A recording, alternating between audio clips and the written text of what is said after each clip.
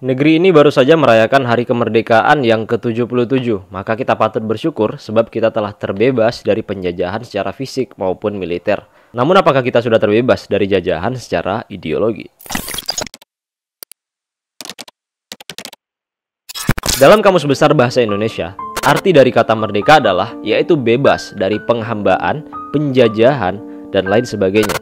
Namun celakanya, bentuk dan makna merdeka yang dijadikan acuan adalah kebebasan yang dibangun masyarakat barat sekuler yang memisahkan agama dari kehidupan. Kemerdekaan lalu diterjemahkan sebagai kebebasan dari segala keterikatan dan keterpaksaan, termasuk keterikatan dan paksaan ajaran agama. Bebas dari aturan Allah, Sang Maha Pemberi Nikmat. Bahkan muncul sejumlah tindakan untuk mendiskreditkan ajaran Islam di alam kemerdekaan ini, seperti melarang anjuran berjilbab di sekolah-sekolah, memonsterisasi ajaran Islam, sampai menyematkan isu radikalisme terhadap ajaran Islam. Nah, di alam kemerdekaan juga ada hak asasi berpendapat, yang mana rakyat harus dijamin bebas berpendapat sekalipun pendapatnya berbahaya dan merusak. Nah, negara yang merdeka juga harus menjamin kebebasan kepemilikan, sehingga lewat kebebasan kepemilikan, segelintir orang boleh menguasai sebanyak-banyaknya lahan di tanah air. Di sisi lain, ada juga kebebasan berperilaku yang melahirkan doktrin my body is my authority. Selain menolak kewajiban berjilbab, prinsip hidup ini juga membuat kerusakan moral berserakan di mana-mana. Perzinahan, prostitusi, tukar-menukar pasangan sebagaimana yang terjadi di zaman jahiliyah dulu, LGBT, pornografi, dan sebagainya. Kemerdekaan, kata mereka, adalah bebas melakukan apa saja. Hari ini mungkin banyak orang tidak menyadari bahwa penjajahan telah bertransformasi menuju gaya baru atau neokolonialisme, neoimperialisme.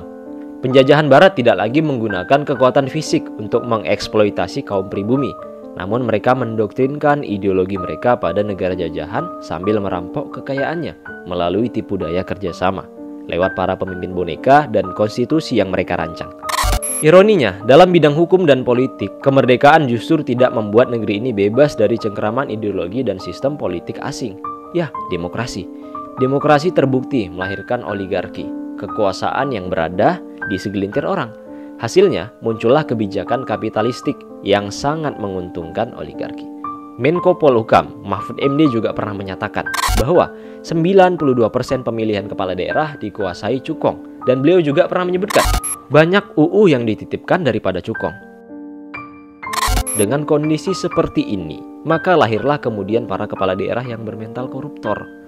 Maka dengan melihat realitas yang ada, tidak aneh meski sudah 77 tahun merdeka, kondisi negeri justru makin terpuruk. Semua terjadi karena salah memahami makna kemerdekaan sebagai kebebasan, lepas dari aturan agama. Bahkan bebas mendiskreditkan ajaran agama dan menempatkan agama sebagai musuh bersama. Na'udzubillah min dzalik. Ujung-ujungnya, rakyat jadi menderita lahir dan batin. Maka maha benar Allah yang telah mengingatkan manusia akan kebinasaan mereka saat mereka memperturutkan hawa nafsu dan menjauhkan diri dari agama.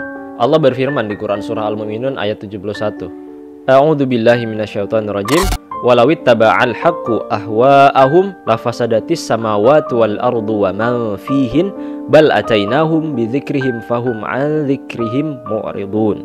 Dan seandainya kebenaran itu menuruti keinginan mereka, pasti binasalah langit dan bumi dan semua yang ada di dalamnya. Bahkan kami telah memberikan peringatan kepada mereka, tetapi mereka berpaling dari peringatan itu. Intinya, merdeka adalah menghamba hanya kepada Allah Subhanahu wa Ta'ala, menerapkan semua syariatnya secara sempurna tanpa memilah-milah mana yang baik untuk suatu daerah dan mana yang tidak baik untuk suatu daerah. Jangan berbicara soal baik dan buruk kepada Allah. Cukup sami'na wa ata'na. Sebab wallahu ya'lamu wa antum la ta'lamun. Allah Maha mengetahui sedangkan kamu tidak mengetahui. Dan itulah sebenar-benarnya merdeka.